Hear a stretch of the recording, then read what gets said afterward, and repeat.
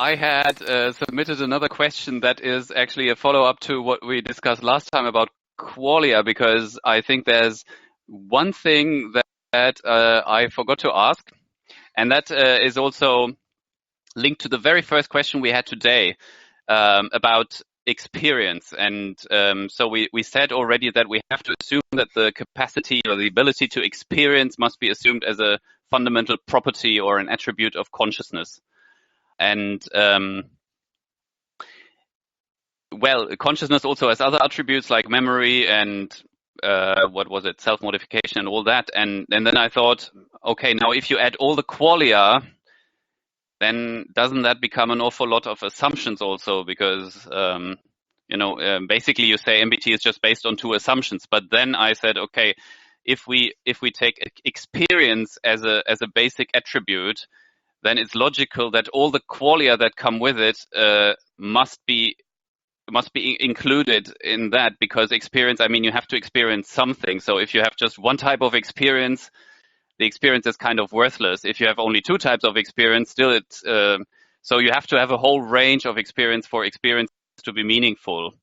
So where I want to go with this is there seems to be a palette of qualia that is almost infinite is not real, as we know, but you have all sorts of colors, you have all sorts of tastes, of smells.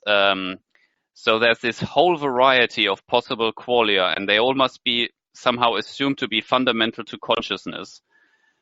So that's okay, I've accepted that. Now I wonder how all these qualia are really linked to the avatars in a life situation. So because the system at some point, well, if the avatars evolved from very simple to very complex beings like us, for example, then the ability to perceive must have expanded during the course of evolution. So the possibility for new qualia coming in must have evolved. But on what basis does the system decide, okay, people, they have to eat, so they need to feel hunger, so I'm going to give them this feeling because then they feel then they want to eat something, or I'm going to give them this feeling and then they will want to mate. Or so I'm really talking about, the basic link between the possibility of all the qualia and how they are linked to the avatar. I don't know if I'm making myself clear. Okay. All right. Well, let me stab at it and we'll see. You can rephrase it if I don't get it. Things like hunger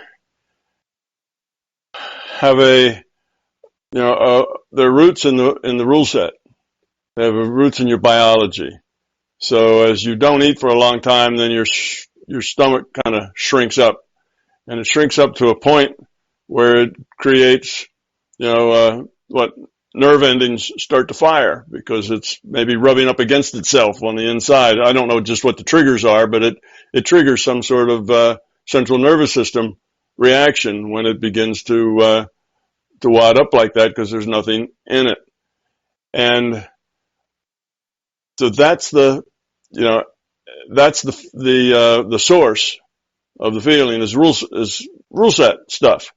And rule set stuff comes in this huge variation. Everybody's different. Everybody's biology is different. So we're all unique in our sense data. Notice all these qualia have to do with our sense data. It's color that we see, it's sounds that we hear, it's stuff that we taste and things that we smell and things that we feel. They're qualia too. We get something and it means something to us. So it's all the sense data and all the variations in the sense data. And they're all kind of defined and cataloged then based on experience. So let's say that you were such that you'd never been hungry. Somebody fed you every hour of every day, 24/7, and you never experienced your stomach shrinking up to the point that you ever had that feeling. Well, you wouldn't have any idea what hunger was. When somebody says, I'm hungry, and you'd think, well, what's that mean? I'm never hungry because I eat every hour and I never get hungry. You wouldn't have a sense of that. But other people would describe it. Oh, I just feel tightness in my stomach. I feel this or that. I feel like I just need to eat. and you wouldn't identify with it. You'd say, well, not in my experience. And then, then somebody doesn't feed you for a couple of days, and you feel it, and you go, oh, that's what they were talking about. All right, I feel that now. And they called that hunger. That's the word they use for that. All right, I'm feeling hungry now, because now it's your experience. And because you've run into that word and its association of what it's about, when it happens to you and becomes your experience, you call it by the same term.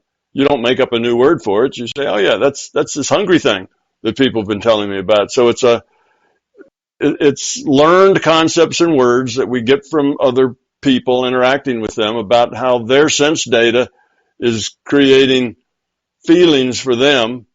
And then we share it because ours seem to be similar to theirs. Our red is sort of, we all agree that thing's red.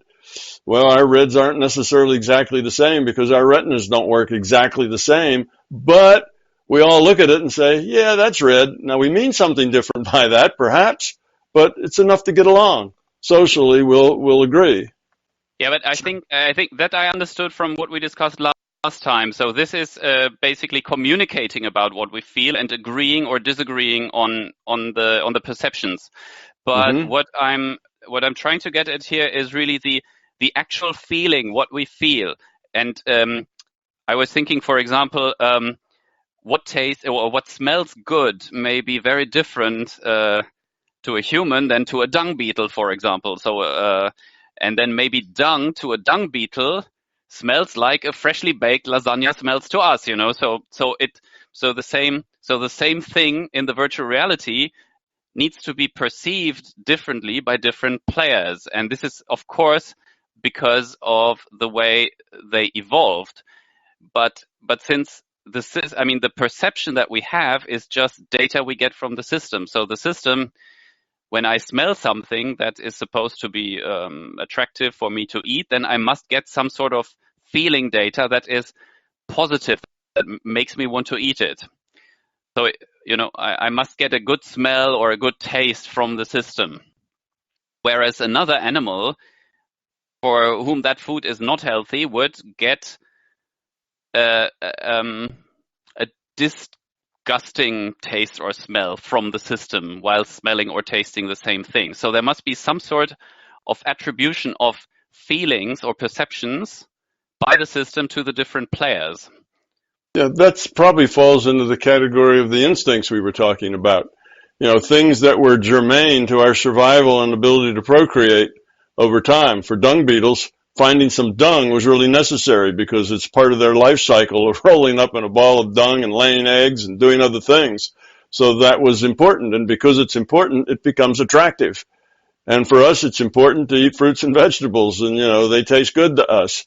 So some of that is just kind of programmed into what has led us to survive and procreate. So it's just part of our evolutionary software, if you like.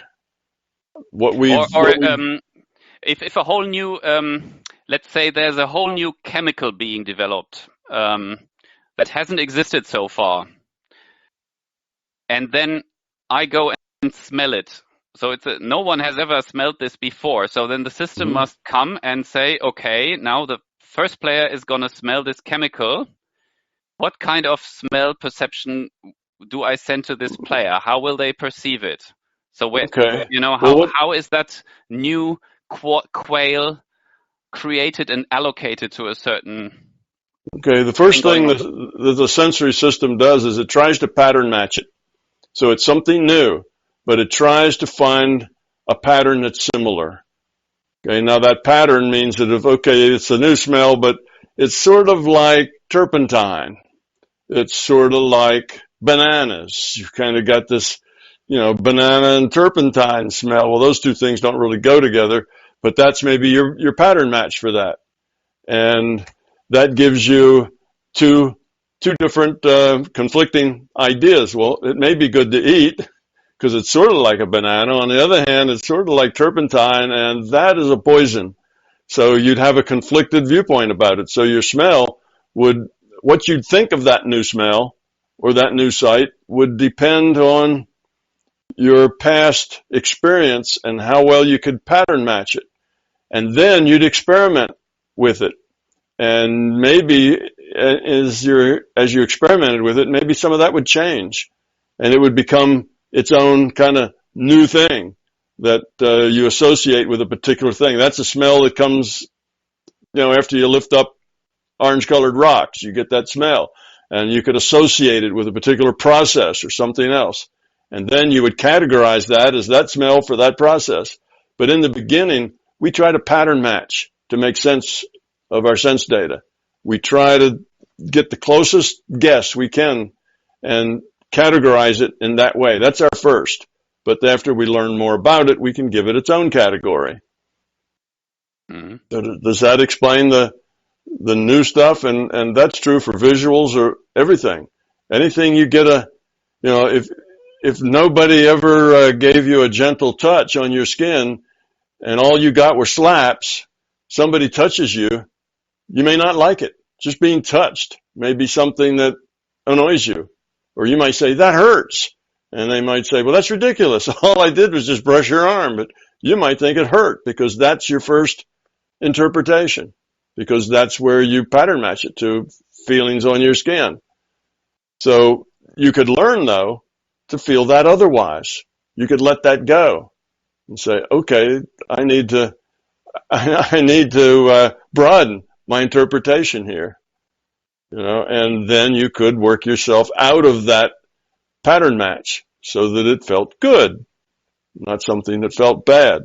So you try to pattern match, and then you can change it if you want. You don't have to stay with the pattern match, but that's just your first shot at interpreting the data, is to pattern match it to data you've already encountered. And you have lots and lots of qualia, and they're all different because the biology is all different, and our senses are all different. And somebody got turpentine and bananas, and somebody else didn't. Somebody else said, no, that smells like rubber. That smells like inside rubber tires is what that smells like.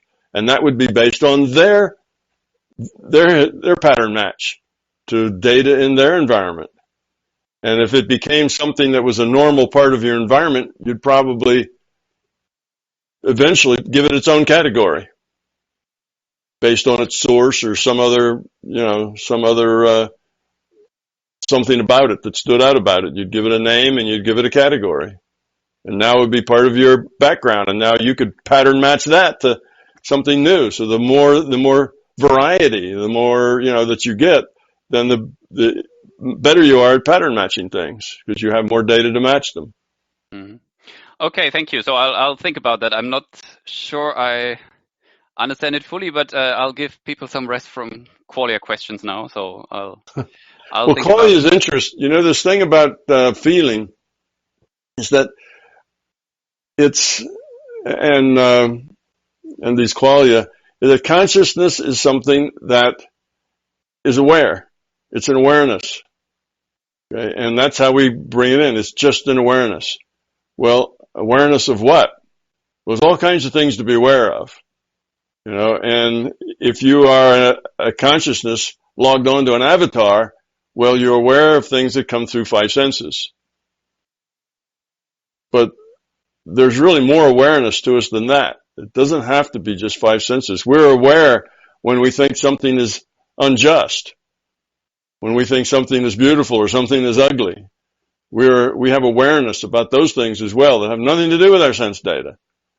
Awareness has to do with how we learn to interpret the data. And it's a combination of our feelings and our intellect, our intuitive side and our intellectual side. And we get there through experience. So when that first reality cell said, I can recognize two states, well, did it feel the difference between the two? Did it see the difference between the two? What was it? Well, we don't know. That hadn't evolved yet. It just could tell the difference between those two. It had some sort of qualia that it could tell was different this way than that way, or this qualia than that qualia. And that's where you start. And from there, everything else evolves. So the feelings are a natural part of that evolution. It's not just that you evolve intellectual stuff and ideas, and they say, oh, I have the idea of a 1 and a 0. that 1 and a 0 is interpreted and has some sort of sense to it. An intellectual sense is maybe a 1 and a 0, but it may have a feeling sense of, that's good. There's two things there. How do I feel about that? Is that good, or is that bad, or is that indifferent? So I think this intuitive and intellectual side is right there from the beginning. That's what consciousness is. It is aware. And to say it's aware means it perceives. That means it gets a signal of which it's aware, kind of thing. So I think it's all just, the assumption that consciousness exists.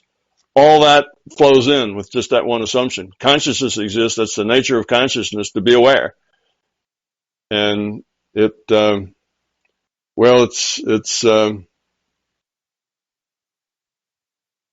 not just awareness. It's to be aware and to make choices. That's really the whole thing. Consciousness is an awareness that chooses. So that's why there was this way and that way, and it could choose between them. So choice is an important part of it. So that's what consciousness is, an awareness that chooses. Okay, that last aspect that you brought in, that was really helpful to understanding that. So thank you very much for that. So Donna, I don't know. I had submitted one more question, but I'm mindful of time. I think I've been talking for quite some time already. No, please go ahead. And after that, Eric had one more. Then I'm going to launch into the earliest of the MBT forum questions that we have. Okay, thank you. So my last question would be on, where do I have it now? Basically, are there any actions that are driven by ego, but that still contribute to lowering system entropy? So, for example, if somebody makes a donation, not because of compassion, but because he knows that afterwards everyone will know that he made a great donation, and it's really just to boost his image. So that's really ego-driven, but the result is probably still, the people who are being helped with the money, I don't know, hurricane victims or something, they might still be grateful, and it's great that somebody helps them, and they don't care why somebody made a donation. They're just happy that someone did. So is there such a concept in MBT, like ego-driven actions that do lower system entropy? Sure. There's a difference between the intent and the action, the result of the intent. So the person may have an intention that's very self-serving. Like in this case, in your example, it's all about me. I want to look good, and I have plenty of money, so I can give some to them because it makes me look good. Or it makes me feel less guilty because I rip a lot of people off. That's how I get my money. So if I give it away sometimes, it helps me feel less guilty. Whatever. So that would not be a good reason. So for that person, they've done a helpful thing, but they've done it for not such a good reason. So that action is not going to help them grow because the intent isn't positive. On the other hand, by making that donation, they help a whole lot of people. The action can go on and have very positive benefits. And matter of fact, the people who get it may even fantasize, wow, there certainly were some really generous, wonderful people who gave us, these medicines. They just were fantastic. They must care about everybody. They may even feel that way, which may help them become a better person themselves, just because now they have this example of this, philanthropy, this altruism that maybe helps them grow some. So it could do a lot of good, not only helping those people with their material needs, but other things as well. You see, so it can be good. It's the intent didn't help that guy grow up any, but it doesn't mean that it can't be a very helpful thing. You don't grow up because you've done a lot of good in the world, or because or de-evolve because you've done bad things in the world. You grow up or don't grow up because of your intention of why you're doing those things. That's the important part. So if his intent was very positive, all those poor people, they've had such misfortune, I have enough I can share with them, and I'll be able to do this. Well, now he does grow up because that's the right intent. That's an intent that's toward becoming love. So that does work, and the people have the same reaction. Like you say, it doesn't matter to them how the aid got there. They're just very welcoming of the aid because they were starving and didn't have any medical supplies. So that doesn't matter. So yes, sometimes things done for the wrong reasons can be very helpful and reduce entropy. And just on the other side, sometimes things done for the right reasons can create trouble. You might be very careful about assessing entropy and doing the right thing, and I think this will be the best for other people, and you do it. Your intention is good. You did your homework. You weren't just cavalier about it, but it didn't turn out the way you thought, and it ended up hurting people. Well, you still can evolve based on the fact that it was, you sincerely tried to do the best thing. That's okay. The point is now, you should look at the fact that it didn't work out for people and learn from that. If you don't learn from it and you go, oh, well, that didn't work out. Oh, well, let me go figure out the next thing I'm going to do. Well, now that's negligence, you see, and that's not good choice making. But if you look at that and say, whoa, I messed up there. Why? What is it I got wrong? What are my assumptions? What were the unintended consequences I didn't see? And why didn't I see them? And now you learn. So now you're growing up.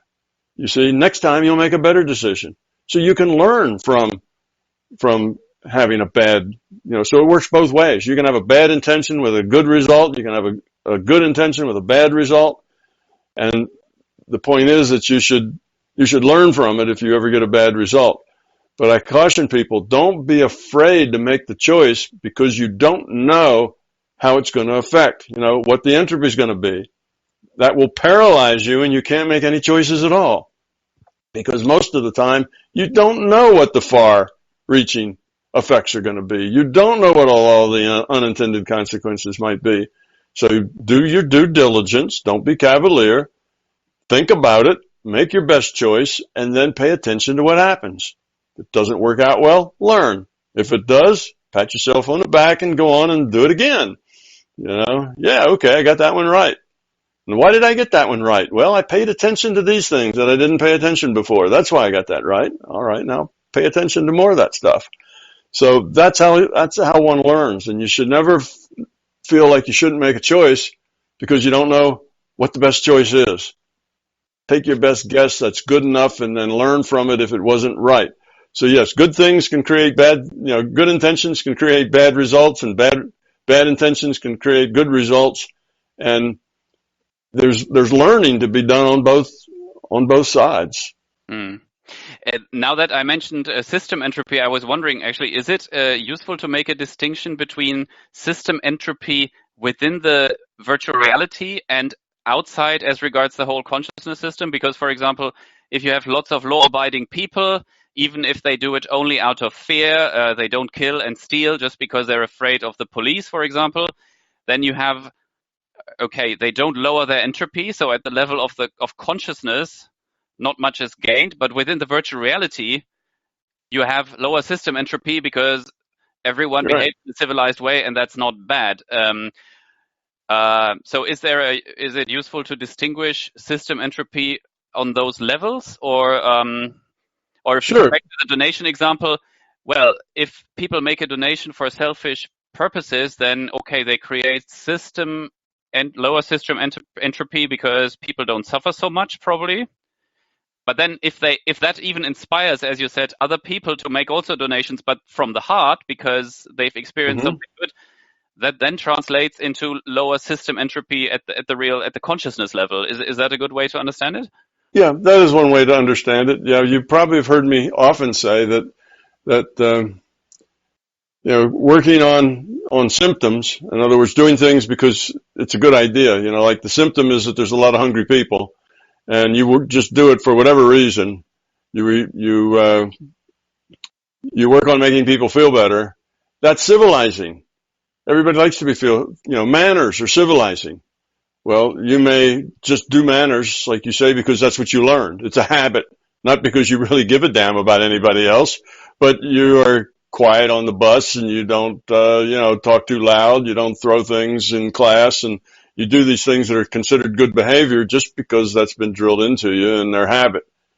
Well, that's very civilizing. That's good, and it helps everybody else make better decisions too. It creates an environment where people can more easily learn and grow up. And that's a good thing.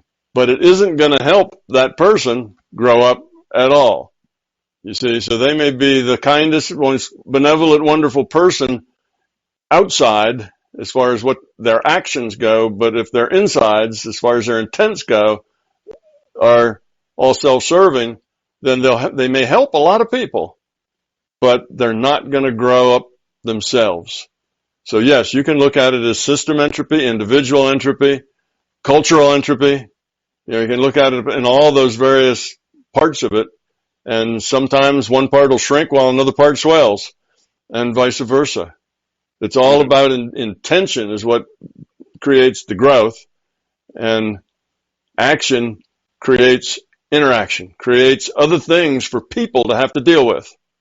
And if those are nice things, then it helps people. If those are hard things, then it makes it harder for people. Okay, thank you. Eric, you had one more question. Please go ahead with that. Yeah, thank you. I had a question on charisma. It's sort of two questions in one.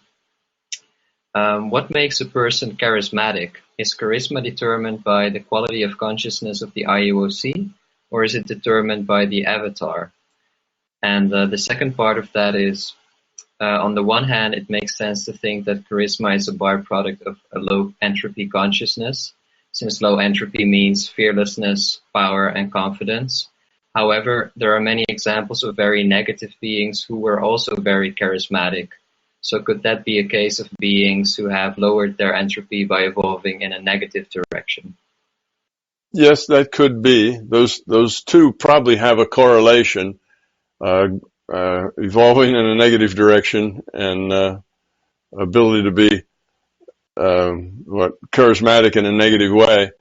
But charisma is an ability of an individual to either intellectually or intuitively say and do the things that resonate with other people's egos, fears, and beliefs, and also their intellects, also their caring, but the whole person.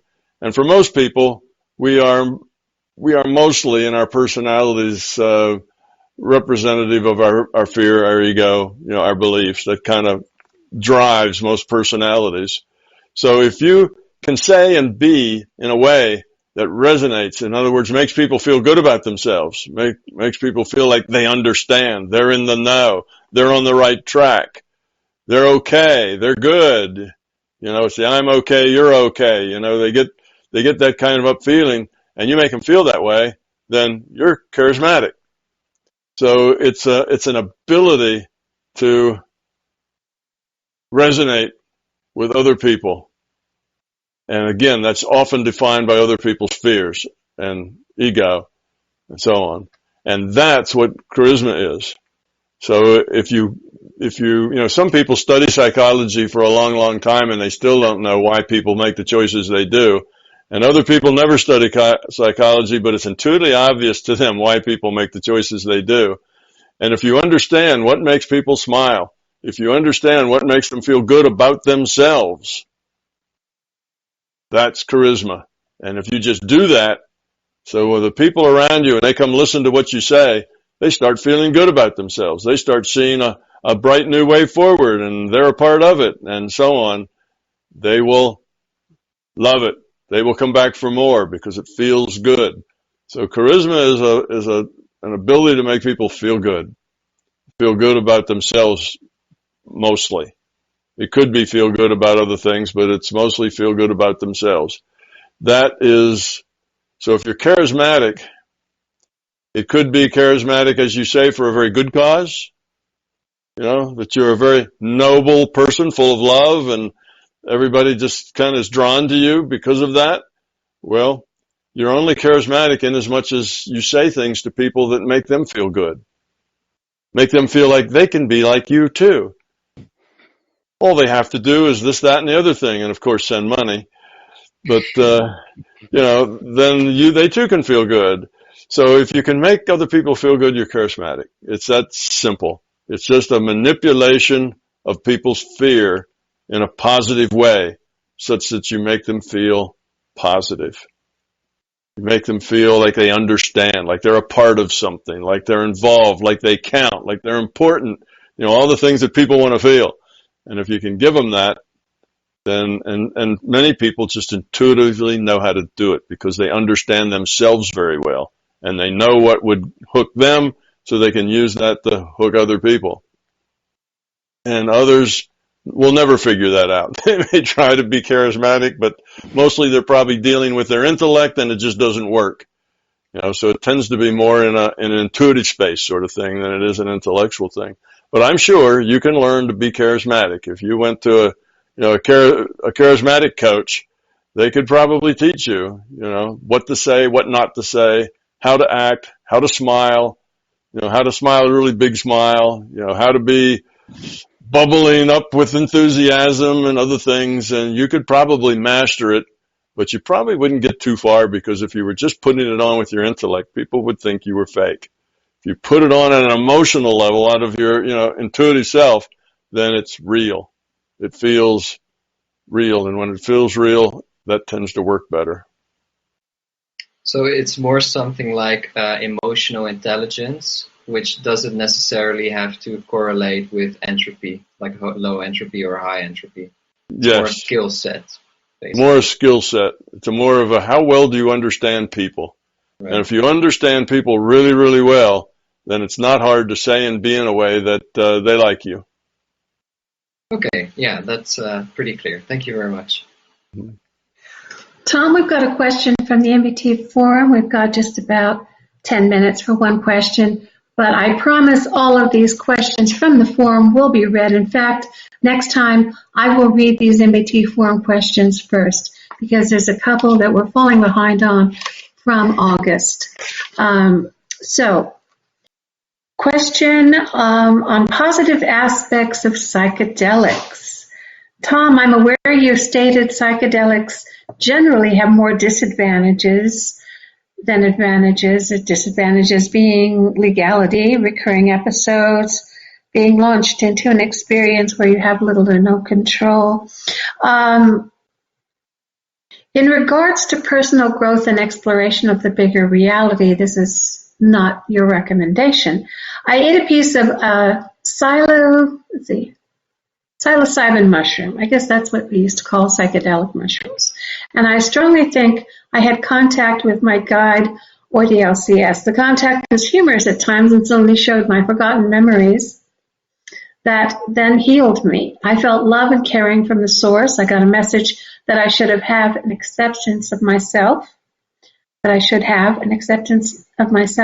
realized I had been hard against myself to a degree that doesn't help. In this journey, I also got inside of myself and a feeling of how connected everything is. Now I want to implement the discoveries to my everyday life, which is boiled down to being brave and learning more about myself and what I can do to be more loving. I know it's not in any new intellectual form, but what I knew from before, but it's new in regards to bigger picture and perhaps practical work that the experience gave me. The Johns Hopkins researchers are calling psilocybin a safe medicine after discovering through several experiments the psychological benefits it has. In one study of smoking, cigarettes I'm guessing here, 80% of the participants stopped their smoking. They followed up several years later and the result was steady. It seems psilocybin has many benefits if it is used with purpose and with carefulness. What are your thoughts on this?